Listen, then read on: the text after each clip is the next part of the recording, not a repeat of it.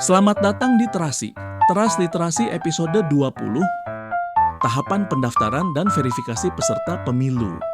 Berikut adalah tahapan umum pendaftaran dan verifikasi peserta pemilu menurut IDIA. 1. Pengajuan dokumen, partai atau calon menyerahkan formulir, identitas, tanda tangan pendukung, atau dokumen lainnya. 2. Pemeriksaan kelayakan, meliputi usia, kewarganegaraan, tidak sedang dihukum pidana tertentu, dan lain-lainnya. 3. Verifikasi administratif, misalnya jumlah dukungan minimal, domisili, dan kelengkapan dokumen. 4. Pendaftaran resmi.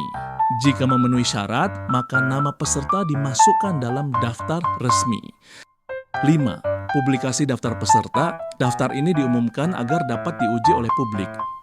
6. Penyelesaian sengketa. Ada mekanisme banding jika ada pihak merasa tidak adil ditolak.